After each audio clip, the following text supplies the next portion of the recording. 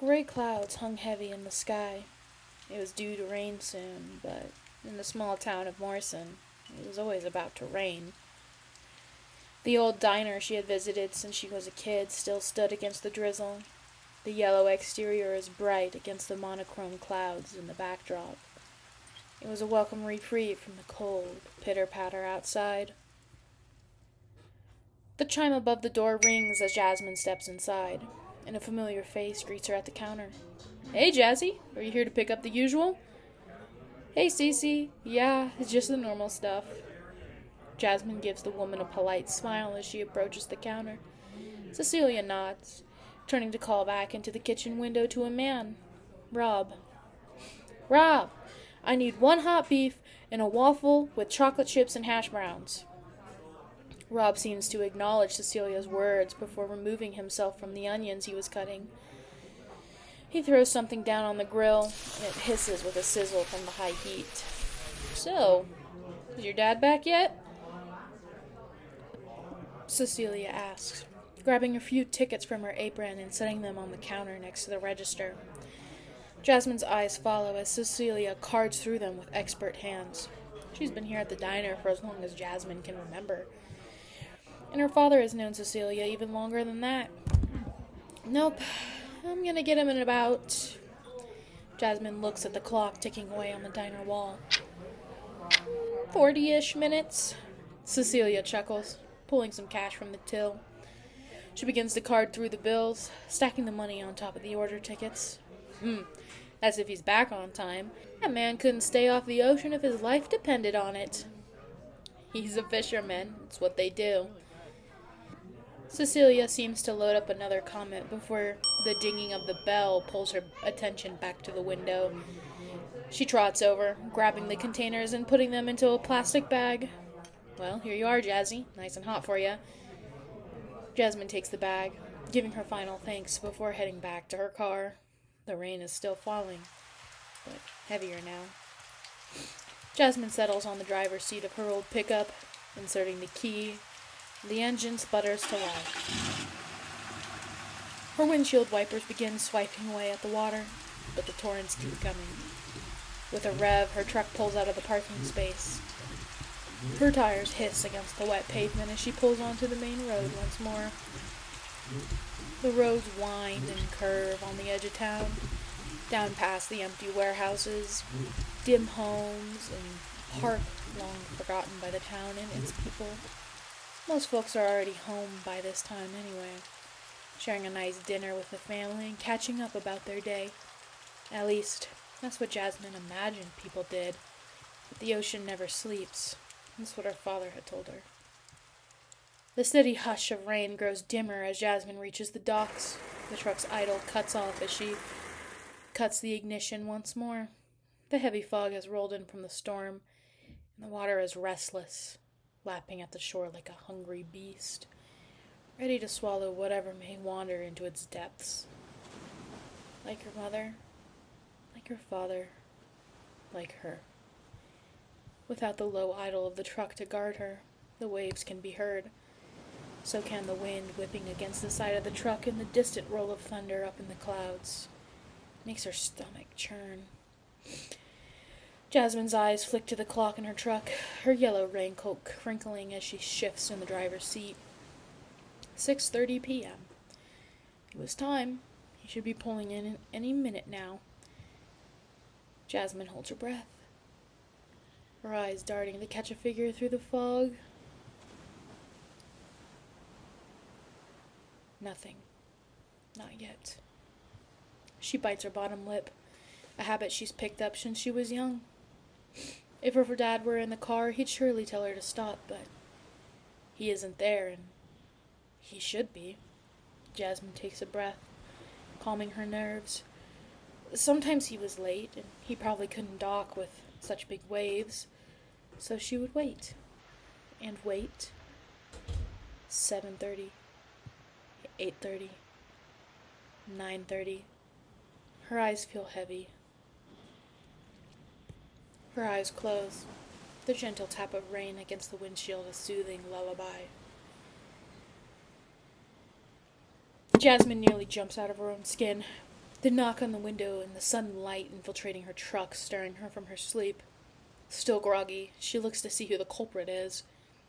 It wasn't her dad, but she recognized the mustache on the man's face. Jasmine rolls down her window, rubbing her eyes.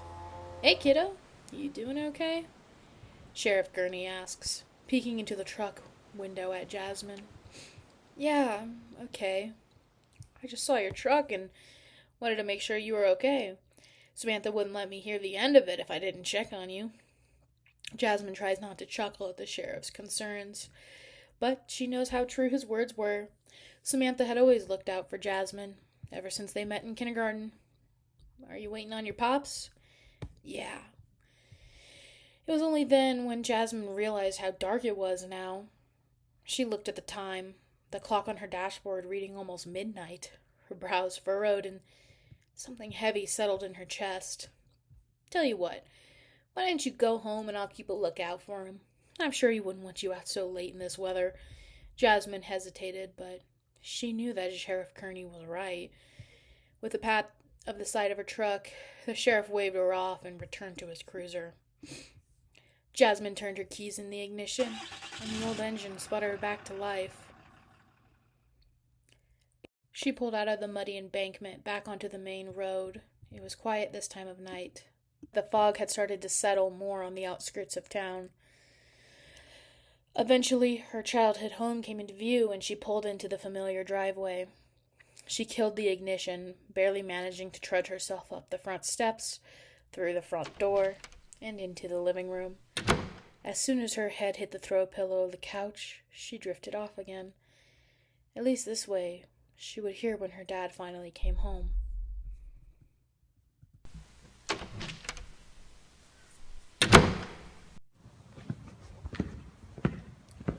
"Dad?" "Go back to sleep, hun. It's just me." Regardless of her father's words, Jasmine's feet shifted off the couch as she sat up. "Dad, why are you back so late? Did you get caught up in the storm?" But Jasmine didn't hear rain anymore. In fact, the house was light. It was morning.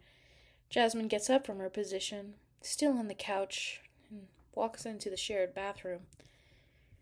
The floorboard creaks as she walks. She opens the door. Her father staring at the mirror. He doesn't turn to greet her. He doesn't even turn to acknowledge her. He just stares and stares. "Dad?" James finally turns. But something seems wrong. His eyes are bloodshot, and he looks haggard. More haggard than she had ever seen from him. More so than any of the late night shifts he had ever worked before. He looks like he's trying to place her. Like he's thinking carefully about his response. "Morning, Un." His voice is quieter than usual, like it's been worn down by something heavy. Jasmine studies him, arms folding loosely as she leans against the doorframe. "You already said that, Dad." James blinks, once, twice, like he's still catching up. "Did I?" He turns back to the mirror, running a hand over his face. There's a faint tremor in it. Jasmine notices. She always notices. "You came in late. I waited at the docks for you." At that, James stills. Not fully, but just enough. "Yeah, the storm rolled in worse than we thought." He says it automatically, like he practiced, like he was lying. "You didn't wake me? Didn't want to." Another pause. Jasmine shifts her weight. The tension in the little bathroom is uncomfortable now, full of half-truths and white lies. Did you at least bring Rob his cut? He's gonna complain to Cece again." That gets a reaction. James's jaw tightens, but just slightly. Just so slightly, but Jasmine notices. "Rob's fine." His response was quick and dismissive. Too quick. Too dismissive. "I didn't say that he wasn't." James exhales through his nose like he's annoyed, but it doesn't quite land. He grips the edge of the sink, knuckles paling from the pressure. Just let it be, Jazz. The nickname is softer, familiar, something she's heard since she was a little kid, but it doesn't sit right in the awkward bathroom space. Jasmine watches him for another moment, then sighs. Okay, you win. She lingers a second longer, like she wants to ask something else, but she can't bring herself to force it out. Instead, she turns, heading back towards the living room. The floorboards creak, just like before, just like always. Jasmine grabs her phone from the coffee table, scrolling idly. No messages. She glances towards the window. The storm had passed, but the heavy fog still swirled against the shoreline. The ocean in the distance looks calm. Too calm. She had never seen fog stay this still. It usually goes wherever the wind blows. And then there is a knock at the door. Jasmine looks up. I got it. She crosses the room, pulling it open. Sheriff Kearney stands on the porch, hat in hand. He looks like he hasn't slept since she saw him last night. Hey, kiddo. Sheriff? Everything okay? The sheriff gives a tight smile that doesn't quite reach his eyes. Morning. Your dad home? Jasmine glances back over her shoulder. Yeah, he just got in last night. The sheriff nods slowly, like that confirms something he was hoping it wouldn't. James? The faucet stops in the bathroom, then footsteps down the creaky stairs. James steps into view, drying his hands on a rag. He looks at the sheriff, his expression neutral. Kearney? James? The two men regard each other, and something unspoken seems to pass between them. Didn't see you come in last night. Came in late.